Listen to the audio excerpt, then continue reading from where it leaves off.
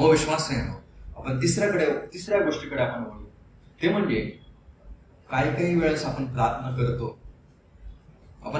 करतो पण कधी कधी प्रार्थनेचं उत्तर आपल्याला मिळत नाही. कोणत्या कारणामुळे? आता जे पुस्तक आहे किंवा जे स्टडी आहे त्याच्यामुळे मला 1 किंवा 2च गोष्टी लिहिल्या आहेत, पण मी या ठिकाणी पुष्कळ गोष्टी ऍड केलेल्या आहेत त्याच्यामध्ये. आणि त्या गोष्टी सुद्धा शिकणं प्रार्थनेमध्ये फार महत्वाची गोष्ट आहे. ते म्हणजे बायबल सांगतं आपल्याला, मिकाचा 7वा अध्याय आणि 7वं वचन वाचलं फार बरं होईल. मिकाचा 7:7. मी तर परमेश्वराची मार्ग प्रतीक्षा करीन, मी आपला तारण करणाऱ्या जीवाची वाट पाहत राहील. माझा देव माझे ऐकेल. माझा देव माझा ऐकणार. किती सुंदर शब्द आहेत. माझा देव माझा ऐकणार. बायबलमध्ये आपण बघितलं सुरुवातीला 4 महत्वाच्या प्रार्थना आहेत. सर्वात लहान प्रार्थना, सर्वात मोठी प्रार्थना, पहिली प्रार्थना आणि शेवटली प्रार्थना. या 4 प्रार्थना आहेत. त्या 4 प्रार्थनेपैकी 3 प्रार्थना ऐकलेल्या आहेत आणि एकच प्रार्थना अजून ऐकण्यात येणार आहे, ती म्हणजे योहानाने केलेली प्रार्थना. म्हणजे आपल्या जीवनामध्ये सुद्धा हा परमेश्वर कितीतरी वेळा प्रार्थना ऐकतो आणि प्रार्थनेचं उत्तर आपल्याला मिळतं सुद्धा. पण काय कारणामुळे काय गोष्टीमध्ये आपल्या जीवनामध्ये उत्तर मिळत नाही. ह्याचा अर्थ देव देत नाही हा नाही. देवाची इच्छा आहे उत्तर देण्याची, पण कधी कधी चुका आपल्यामध्ये असतात आणि त्या चुका आपल्या जीवनामध्ये कोणत्या आहेत ना त्याच्याकडे लक्ष देणं फार गरजेचं आहे. आणि ह्या चुकामुळे कधी कधी आपल्या जीवनामध्ये प्रार्थनेचं उत्तर मिळत नाही. आणि सर्वात पहिली गोष्ट आपल्या जीवनामध्ये बघायला मिळते ते म्हणजे आपल्या जीवनामध्ये आपण क्षमा करत नाही एकमेकांना ना. त्याच्यामुळे परमेश्वर कधी कधी आपली प्रार्थना ऐकत नाही. मार्क याचा 11वा अध्याय आणि 25व्या वचनाप्रमाणे त्या ठिकाणी स्वतः प्रभू येशूने सांगितलं, ज्यावेळेस तुम्ही प्रार्थना कराल त्यावेळेस तुम्ही एकमेकांची क्षमा करा. ज्याप्रमाणे स्वर्गीय पिता एकमेकांची क्षमा करतो तशा प्रकारे तुम्ही सुद्धा एकमेकांची क्षमा करा. या ठिकाणी बसलेल्या लोकांना मी एक गोष्ट सांगतो, ज्या वेळेस तुम्ही प्रार्थना करण्याच्या अगोदर पहिली गोष्ट करा ते म्हणजे क्षमा करा. जर आपल्या जीवनामध्ये कोणाची आपण क्षमा केलेली नाहीये ना, कधी अपेक्षा करू नका की परमेश्वर माझी प्रार्थना ऐकेल. काय प्रार्थनेचं उत्तर आपल्या जीवनामध्ये मिळत नाही. का माहितीये? कारण आपण अजून क्षमा करत नाही. काही लोकांना असे लोक आहेत, शत्रू सुद्धा असतील ज्यांनी आपल्याला वाईट केलेले, त्यांच्या अशा लोकांसाठी विश्वास नेणं, कोणीही समोरचा व्यक्ती असो, पहिले क्षमा करा आणि नंतर मग प्रार्थना करा. कारण ही माझी आज्ञा नाही, प्रभूने सांगितलेलं आहे. पहिला काय, ज्यावेळेस तुम्ही प्रार्थना करा पहिली गोष्ट काय करा, क्षमा करा. सर्वात पहिली गोष्ट येशूने वधू समोर असताना काय केली? पहिली गोष्ट प्रभू येशूने काय केली माहिती? हे बापांची क्षमा करा. हाक मारली आपल्या पित्याला आणि क्षमा केली, क्षमा मागितली, हे यांची क्षमा कर. जर येशूने पहिली क्षमा केली तर मी आणि आपण या ठिकाणी बसलेलो आहोत, आपण एकमेकांची का क्षमा करू नये? बायबलमध्ये आपल्याला एक व्यक्ती दिसतो, योग. इतका मोठा व्यक्ती. बायबलमध्ये सुरुवातीला त्याचं गुण लिहिलेलं आहे, धार्मिक, सात्विक, सरळ, देवाला घेऊन वागणारा असा मनुष्य होता त्या काळामध्ये. असा मनुष्य. आणि एक दिवस सगळं कांगाल आडाला 1 तासामध्ये श्रीमंताचा भिकारी झाला, रस्त्यावर आला. बायकोने सांगितलं देवाला शाप द्या आणि मरून जा. आणि ही गोष्ट बातमी इतरांना कळाली. 3 मित्र आले त्याच्याकडे. आले, चांगले होते ते मित्र, राहिले त्याच्याबरोबर, बोलले त्यावर. नंतर मग ते सांत्वन सुद्धा केलं आणि काही काळानंतर शांत सुद्धा राहिले. आणि काही काळानंतर ते बोलू लागले. आणि जर तुम्ही पूर्ण इयोबाचं पुस्तक वाचाल की अभ्यास कराल, तुम्हाला बघायला मिळेल त्यांचे जे काय बोलले इयोबाच्या विरोधामध्ये ते लोक बोलले. नंतर त्यांना करायचे वाटलं जे योग भोगत आहे त्याने पाप केले, त्याच्यामुळे त्याला हे सगळे एवढं मोठं संकट त्याच्यावरती आले. आणि त्यांची एकच इच्छा होती, एक काम कर योबा, तू देवाकडे जा, क्षमा माग, जे काही तू पाप केले त्याची कबुली कर, मग देव क्षमा करेल. हे त्यांचे हेच डायलॉग. हा त्यांचा स्पीच आहे. हे एवढं मोठमोठ्या गोष्टी ते बोलले. सगळे जे मित्र होते ते त्या विरोधामध्ये गेले. एक नाही दोन नाही, लाईनीने पुष्कळ मोठमोठ्या गोष्टी बोलल्या.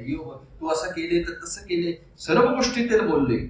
पण शेवटी तुम्हाला नाही मला बघायला मिळतं एक गोष्ट इयोबाने केली. इयोबाने काय केली माहिती? कोण सांगेल? इयोब याचा 42वा अध्याय आणि 10वं वचन काय लिहिलेलं आहे? इयोबाने आपल्या मित्रांसाठी प्रार्थना केली, तेव्हा परमेश्वराने इयोबाच्या दुःखाचा परिहार केला. देवाने इयोबाच्या दुःखाचा परिहार केला. पण कधी केला माहितीये? ज्या वेळेस इयोबाने आपल्या मित्रांसाठी प्रार्थना केली. म्हणजे इयोबाने काय केलं माहितीये? प्रार्थना करणं म्हणजे काय माहितीये? मित्रांसाठी प्रार्थना करणं म्हणजे क्षमा करणं. जे काय माझ्या विरोधामध्ये त्याला बोलले माझे मित्र, एवढे मोठमोठे स्पीच बोलले, आता मी त्यांची क्षमा करणार.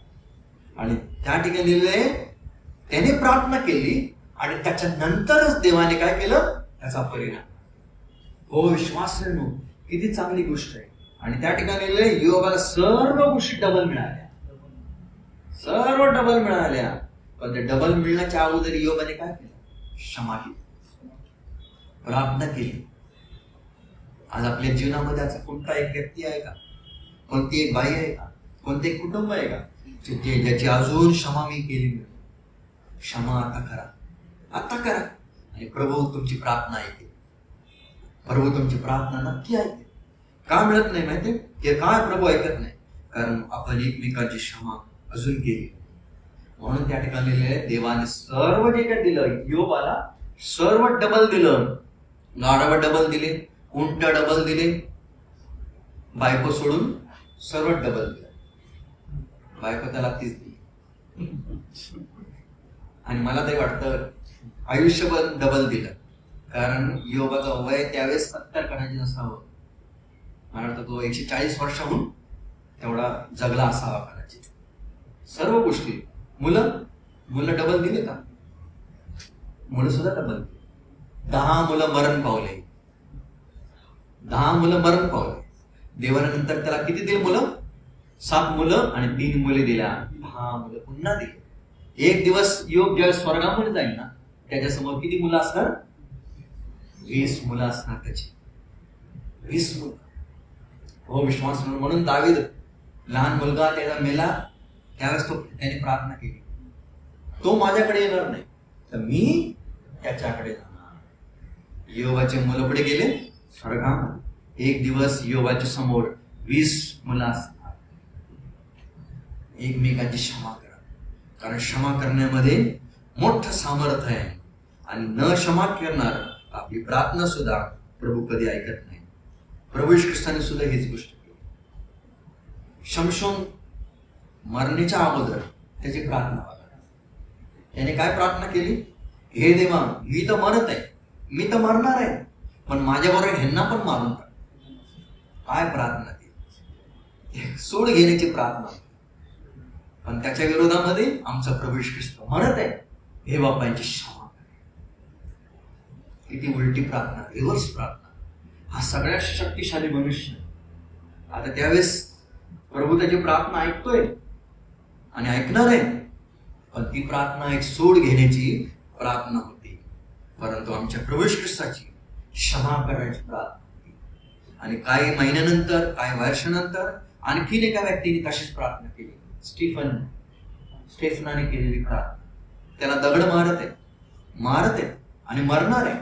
मारण्याच्या अगोदर त्याने गुडघ्यावरती आला आणि त्यावेळेस त्याने वर बघितलं, त्याने प्रार्थना केली आणि क्षमा केली. त्याने क्षमा केली आणि त्याने त्याच्यासाठी काय झालं?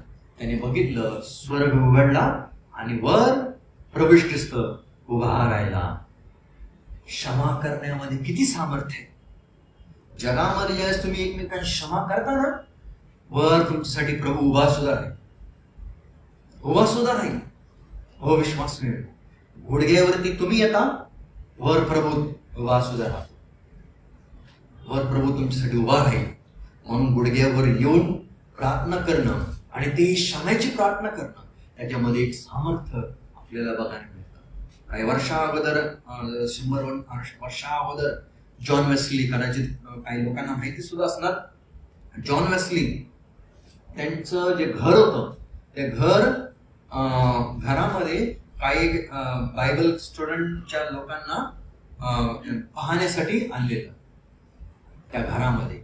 आणि पुष्कळ स्टुडंट आले, जवळजवळ 50-60 स्टुडंट आले, बायबल स्टुडंट आले. आणि ते सर्व गोष्टी बघितल्या. आणि त्या सरांनी दाखवलं जॉन वेस्ली कुठे प्रार्थना करायची. खाट दाखवली, खाट्याच्या बाजूला त्याने एका स्टुडंटने विचारलं हे 2 खड्डे कसे पडले. त्याने सांगितले हे खड्डे जॉन वेस्ली ह्या ठिकाणी नेहमी गुडघे टेकायचे आणि प्रार्थना करायची, त्याच्यामुळे ते खड्डे पडले.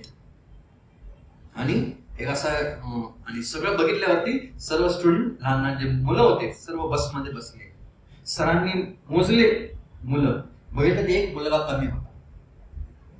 पुन्हा सर आले आणि बघितलं तर तो मुलगा त्याच जे खड्डे पडलेले ना त्याच गुडघे टेकले आणि तिकडे तो प्रार्थना करतोय. तो मुलगा तिकडेच तो प्रार्थना करतोय. आणि त्याने काय प्रार्थना केली, हे देवा पुन्हा एकदा अशाच प्रकारचे संजीवना, पुन्हा एकदा तू अशाच प्रकारचे संजीवना. तो मुलगा कोण होता माहिती? डॉक्टर बिलेग्राम. लहान मुलगा, त्यावेळेस त्याने प्रार्थना केली. कारण स्वतः दावीद म्हणतो, दाविदाने सांगितलेले आहे जो परमेश्वर एकदा करतो तो परमेश्वर दुसऱ्यांदा करण्यासाठी सामर्थ्यशाली परमेश्वर आहे. हो विश्वासाने, जर परमेश्वर एकदा करू शकतो ती गोष्ट तो पुन्हा दुसऱ्यांदा सुद्धा करू शकतो. इस्रायल लोकांसाठी देवाने तांबडा समुद्र दुभागला. 40 वर्षानंतर पुन्हा त्याच देवाने यार्दन नदी सुद्धा उभारली. जी गोष्ट एकदा केली पुन्हा त्याने केली दुसऱ्यांदा. बायबल म्हणजे सुरुवातीलाच आपल्याला बघायला मिळतं देवाने आकाश आणि पृथ्वी निर्माण केलं. आणि पुन्हा शेवटच्या अध्यायामध्ये आपल्याला बघायला मिळतं, शेवटून दुसऱ्याच्या अध्यायामध्ये नवीन आकाश आणि नवीन पृथ्वी देवाने केली. म्हणजे पुन्हा ज्या गोष्टी करू शकतो देव. आणि खरंच इतकी मोठं रिवायवल डॉक्टर बिलेग्राम यांच्या जीवनाच्या द्वारे देवाने करून आणला. हाच परमेश्वर आहे. हो विश्वास नाही, इतका महान परमेश्वर. म्हणून या जगामध्ये स्वतः प्रभू श्री ख्रिस्ताने सांगितलेले आहे तुम्ही शत्रूंवरती सुद्धा प्रेम करा. स्वतः मत्तेचा 5वा अध्याय 43 पासून ते 45 पर्यंत प्रभू श्री ख्रिस्ताने सांगितले तुम्ही शत्रूंसाठी सुद्धा प्रार्थना करा, एकमेकांवर प्रेम करा. ज्या एक तर मी नेहमी सांगतो आणि सांगेल की ज्या वेळेस तुम्ही प्रार्थना करताना आपल्या शत्रूंसाठी सुद्धा प्रार्थना करा.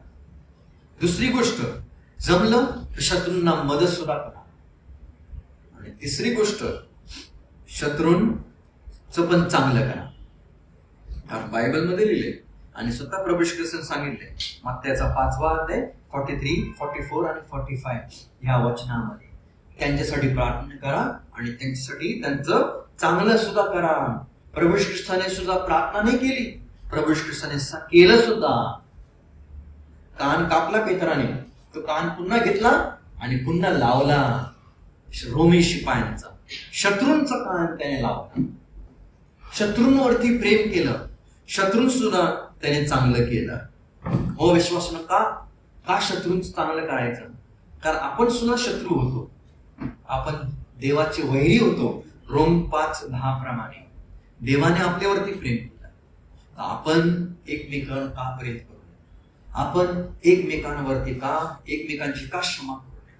मनुष्य आज या जगामध्ये क्षमा करण्यासाठी तयारच नाही. मला आठवतं माझ्या पप्पा नेहमी एक गोष्ट सांगायची. एकदा एक मनुष्य सिरियस होता आणि त्याने आपल्या मुलांना सांगितलं माझा एक मित्र आहे त्याला बोलवा. कारण वर्षानुवर्ष आम्ही लढाई करत आलेले, वर्षानुवर्ष आम्ही मारामारी करत आले आणि पुष्कळ तो माझा शत्रू मोठा आहे, मरण्याच्या अगोदर मला क्षमा करायची. आणि तो आला मित्र, ह्याने सांगितलं बाबा माझी क्षमा कर. एवढं वर्षानुवर्ष तर घडले, मला माहिती नाही किती दिवस माझ्यासमोर आहे, मी जाणार आहे पण माझ्या जाण्याच्या अगोदर माझी क्षमा कर. त्याने सुद्धा सांगितलं माझी सुद्धा क्षमा कर, मी सुद्धा तुझ्याबरोबर भांडत होतो. दोघांनी क्षमा मागितली.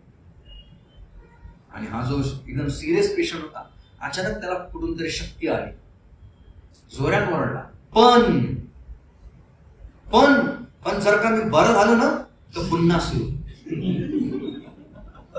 मनुष्य असा असतो, क्षमेचं अंतःकरण नसतं, क्षमेचं मन नसतं त्याच्यामध्ये. नाही, विश्वास नाही.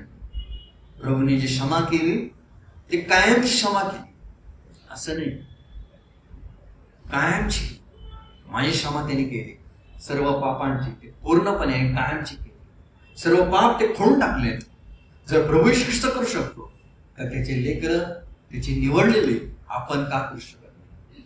जर स्टीफन करू शकतो त्या प्रेषणच्या कृत्याच्या 7व्या अध्यायामध्ये, तर आपण का करू शकतो? मारणाऱ्या लोकांना त्यांनी क्षमा केली, आपण का करू नये? हो, विश्वास नाही म्हणून हे प्रभूने मोठं एक एक्झाम्पल स्वतः दिलेले आहे. स्टीफनने एक्झाम्पल दिलेले आहे. आणि दाविदाने सुद्धा आपल्या जीवनामध्ये हीच गोष्ट केली.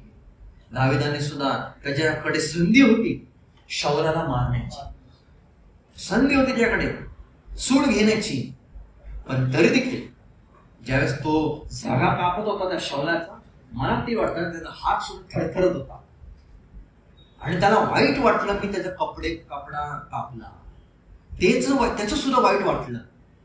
हो, विश्वास नाही, इतका हा दावीद देवाच्या मनासारखा. त्याचं मन कसं होतं? क्षमा करण्याचं. आज आपल्या जीवनामध्ये आपण कोणाची क्षमा करतो? बायबलमध्ये लिहिले, पेत्र म्हणतो किती वेळा क्षमा करा? 7 वेळा क्षमा करा. रब्बी काय सांगतात? तोराप्रमाणे 3 वेळा क्षमा करा. 3 वेळा. पण प्रभू ख्रिस्त काय सांगतो? 770 वेळा क्षमा करा. 770 वेळा म्हणजे 7 × 70 किती होतात? 490 टाइम्स. तुम्ही कोणतंही वचन 490 टाइम वेळा वाचा, तुम्हाला पाठ होईल, तुमच्या मनामध्ये राहील, लक्षात राहील ते तुमच्या. म्हणजे 490 टाइम्स म्हणजे काय माहितीये? प्रभू काय सांगत आहे? तुम्ही क्षमा करत राहा, करत राहा, करत राहा, करत राहा. एका व्यक्तीचीच करत राहा. किती वेळा? 490 वेळा. म्हणजे आणखीन करत राहा, त्यामध्ये तुम्ही परफेक्ट व्हाल. क्षमा करण्यामध्ये ख्रिस्ती व्यक्ती परफेक्ट झालं पाहिजे. परफेक्ट नाही, आपली प्रार्थना सुद्धा देवाकडे जाणार. का प्रार्थना उत्तर मिळत नाही माहिती? कारण आपल्या जीवनामध्ये क्षमा नाही. आणि म्हणून तुम्ही दानिएलचा 9वा अध्याय वाचा.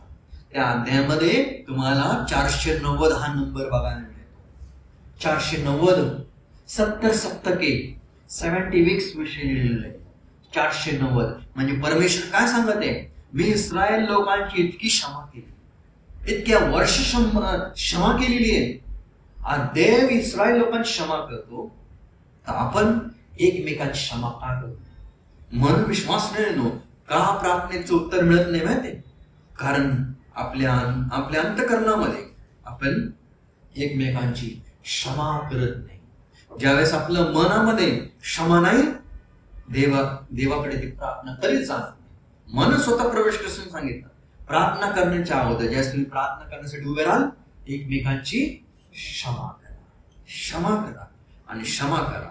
हो, विश्वास नाही आपल्या जीवनामध्ये ते क्षमेचं मन पाहिजे. कारण ज्यावेळेस प्रायश्चित्ताच्या दिवशी लेवीयेच्या 16व्या अध्यायामध्ये एक कोकऱ्याला कापायचे आणि एक कोकऱ्यावरती हात ठेवायचे आणि त्याला पाठवून द्यायचे, त्या नाटकामधून बाहेर पाठवून द्यायचे.